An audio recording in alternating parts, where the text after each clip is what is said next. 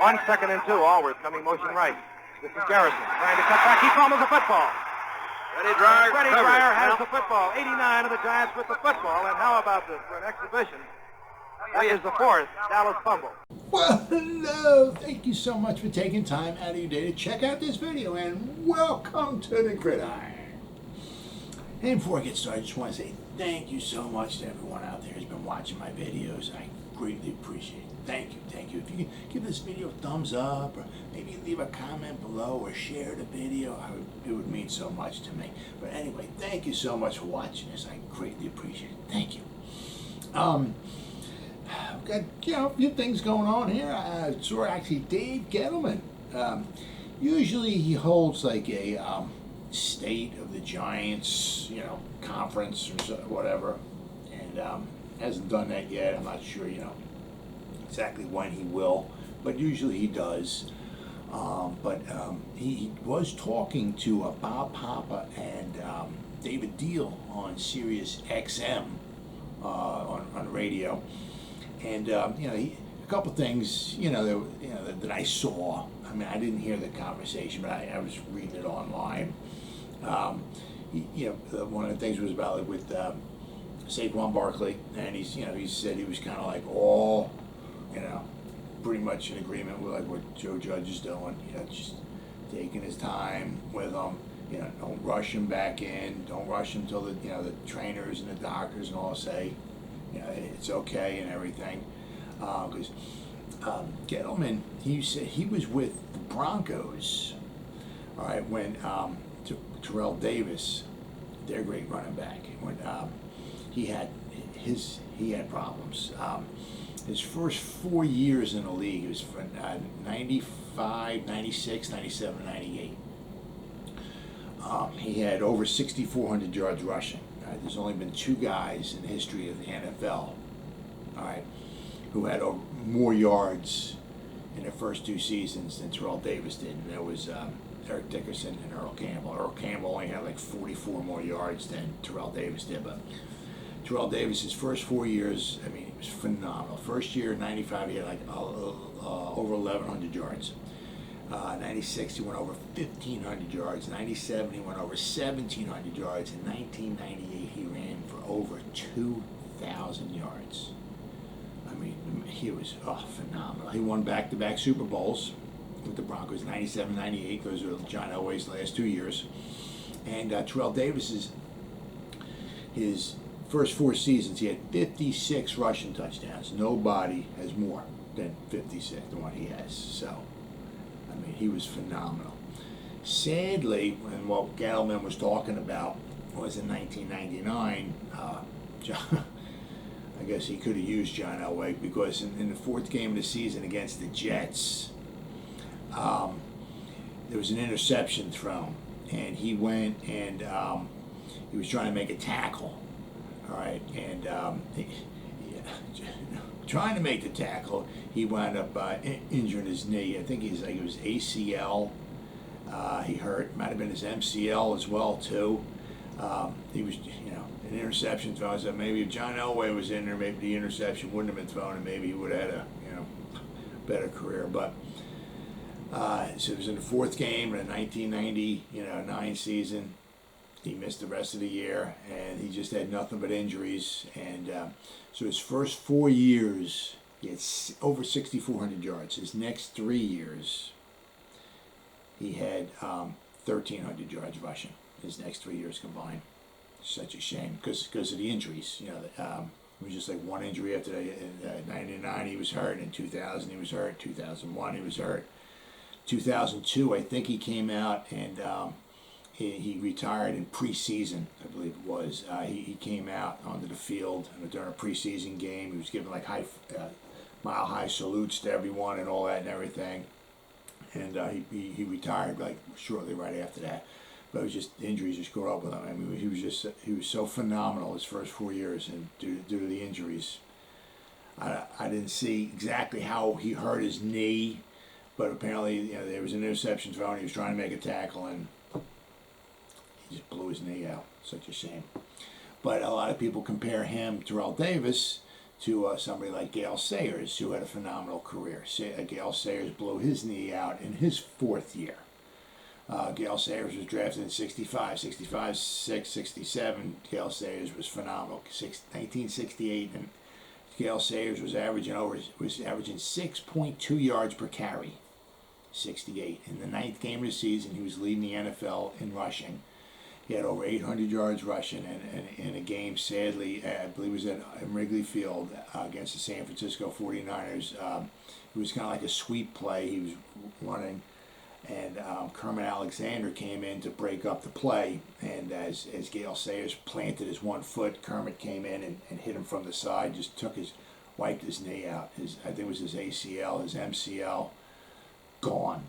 Absolutely horrible. And Gale Sayers missed the rest of the season. He came back in 69 and led the NFL in rushing. He was the only one in 1969 to rush for over 1,000 yards. He led the NFL in rushing. But then, same thing with him. In 1970, he hurt I believe it was his other knee. 71, I think he hurt his ankle. And he between 70 and 71, I don't even think he even had 100 yards rushing, because the injuries just kept mounting up on him. So a lot of people were saying Terrell Davis, his career with a lot of people compared to maybe like a Gale Sayers. Both guys are in the Hall of Fame. Both guys deserve to be in the Hall of Fame. But just because of injuries, you take it's like a shooting star, and it just, they're shining bright, and boom. It's such a shame, and they don't want. And Gettleman doesn't want the same thing for Saquon. Now, because he's had some injuries. I mean, the high ankle sprain is one thing, but what happened to his knee? All it's going to do. I mean, time's a little bit different, because when Gale Sayers got hurt, and we're talking 1968. Things are obviously way different. But things can start mounting up over time. So Gettleman doesn't want anything bad to happen to Saquon, to hurt his career, even if it's not with the Giants. He's got a long, hopefully healthy career in front of him. So I'm going to bring him in a little bit slowly. Another thing he said during his interview, he said he has great confidence in Daniel Jones, and he better, because Daniel Jones doesn't do too good this year. It might be Dave Gettleman's ass and Daniel Jones's ass on the line. So I don't think Judge is going anywhere, because Judge came in and he was given, Judge, okay, you're our coach, but here's your quarterback, Daniel Jones.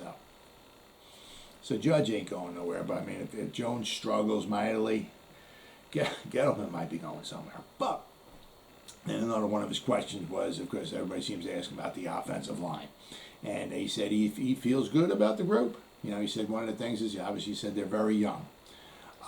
He said the best thing for them to do is they got to get between the white lines, I believe he said, something like that, and they got to play football. The more they play together, the better they'll get. So he's got a lot of confidence in them.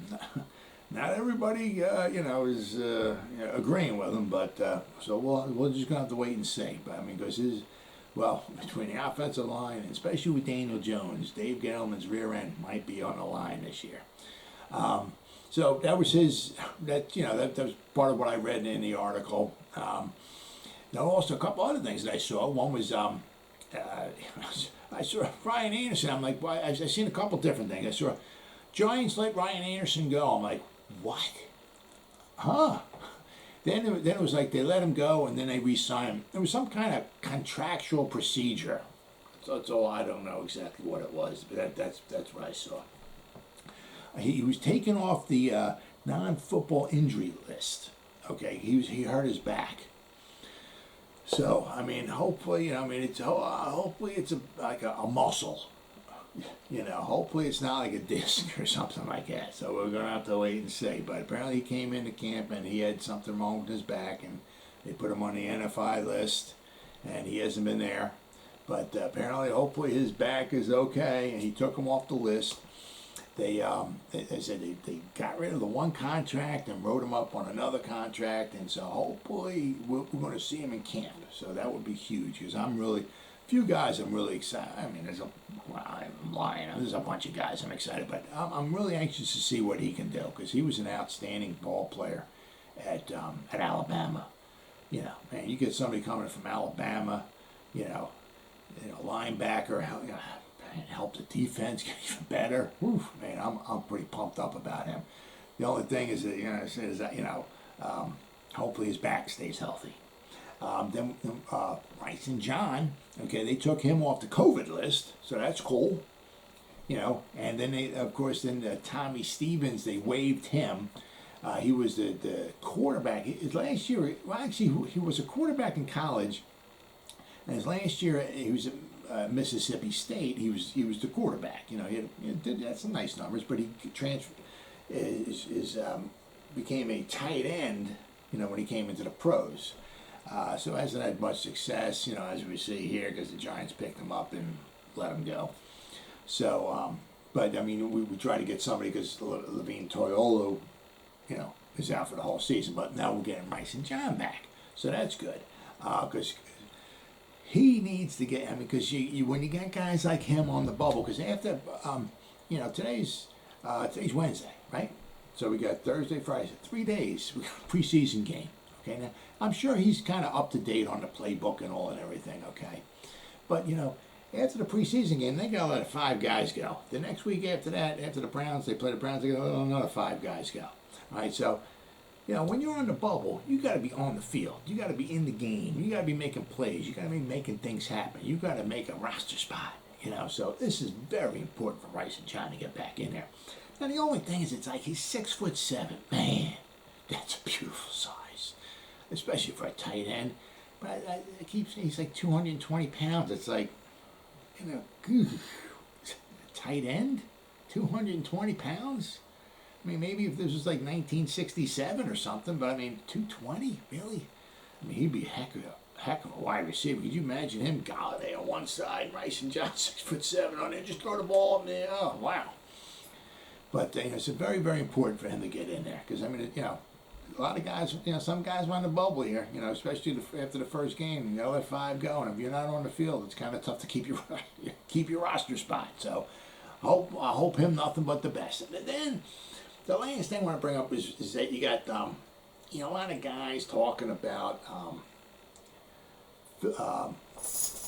busting Joe Judge's stones about him being tough on practice and yelling at the guys and making the guys run and all this stuff and everything. And Phil Simms, okay, is kind of coming to Joe Judge's he's got his back. Simms says, well, I was reading up some things in an article. He's like, yeah, shut up. He's telling him. He says they're wrong. All right. As far as like with the running, the discipline and the fight, he said it brings chemistry to the team. It brings the team together. All right. But but he's like, just to think that he's running the camp too hard is he said is absurd. All right. And he said, for the people who say that he's running the camp too hard, he said, be quiet. He says, you're wrong. He's got his back. I mean, Phil Simms would kind of know. All right, Phil Simms was drafted in 1979. His coach was Ray Perkins. Ray Perkins was there from 79 to 82. Okay, Ray Perkins was a no-nonsense kind of guy. After 82, Ray Perkins went to, there we go. Ray Perkins went to coach Alabama, all right? Yeah, so Ray Perkins was a no-nonsense kind of guy, all right? So he was a hard-nosed kind of guy. But when Ray Perkins left after 82, who coached the Giants in 1983 to 1990? Bill Parcells. He was kind of a no-nonsense kind of guy, okay? And then after 90, Phil Simms was there from 79 to 93, all right? So after Bill Parcells left in 90, 91 and 92, we had Ray Handley.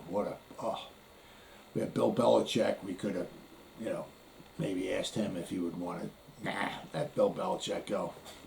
What? Who'd want him, right? We got Ray Handley. And then Phil Simms last year, was with Dan Reeves. Now, Dan Reeves can be a hard-headed kind of guy as well, too, And back then, guys, the training camps were a little bit different. I mean, they were doing like 2 a days. All right, now you're only allowed to do like 1 a day because the guys, get overworked. Yeah, I mean, yeah. Guys, it's football. It's training camp. I never went to college and played football, right? But I played football in high school. There were 4-letter words all the time. I was running all the time. We had 3-a-days before the season started. That was to weed out the guys who really didn't want to play football. First practice started, I think it was like about 8 o'clock in the morning. We went from about 8 to 10:30, somewhere around there. You went in, you had lunch, like around 12 o'clock, you're back out on the field again to about 2:30 or so. You got in, you changed. I had to ride my bike there. So I rode my bike back home about 3-4 miles. Took a shower, took a nap, and by 6 o'clock, I had to be back on the field again from 6 o'clock to like 8 or 8:30. We did that for 2 weeks straight. 3 days. And if you didn't like it, the coach would tell you, go F yourself, right? Cursing all the time. You screwed up, you were running all the time. It's football. Things happen. Their fights happen. What do you expect? But there's some guys that just like old time, like some guys, retired guys talking bad about Judge. Some guys say Judge is worried about his ego. Some guys say Judge is too hard. There's a guy from the Boston Globe. I'm going to read his little thing here. He says, the guy from the Boston Globe says the Giants are a mess. They are looking to take a big step forward in their second season under Joe Judge, but the start of camp has been, from an outsider's perspective, a disaster. So all we've done so far has been an absolute total disaster, according to this Einstein here. Judge, who in his 2 seasons has taken a hard stance on discipline, lit up his players with curse words. Curse words on a football field. Oh my goodness. Lit up his curse words and forced them to alternate between 100-yard sprints and push-ups. Oh my goodness. For the rest of practice after the brawl, Judge and disciple of both, who was a disciple of both Bill Belichick and Nick Saban, better be careful with the tough guy act, as Josh McDaniels and Matt Patricia learned. If you don't win right away, players and teams will turn on you quickly. Now, I got to agree with them there. I had this guy from the Boston Globe. You can be, as hard as you want and this, that, and the other, but if you don't win, guys are going to start turning on you. And all it takes is 1 or 2 of those, because we got some good leaders on the team. All it's going to start taking is 1 or 2 of those leaders to start turning on you, and things are going to go south in a hurry. So he has to win, okay? Very, very important. But, just because he's hard, doesn't mean, because maybe he didn't win, doesn't mean right away, that he's a complete and utter failure, and it's an utter total disaster. Bill Parcells, okay, his first year in the league, right? He was a hard-nosed kind of guy. He was 3-12-1 his first year. And by the way, he had some guy by the name of Lawrence Taylor on his team, and he was 3-12-1. And you know what? Bill Parcells turned out to be an all right coach. Not saying Joe Judge is going to turn out to be any type of a Bill Parcells. What I am saying is that, some new upcoming coach, all right, can be hard on his players and still have a successful coaching career. And if Bill Parcells turned out okay, there's a chance, just a chance, Joe Judge might follow in his footsteps. Well, as always, guys, thank you so much for taking time out of your day to check out this video. You guys stay safe out there and go Giants!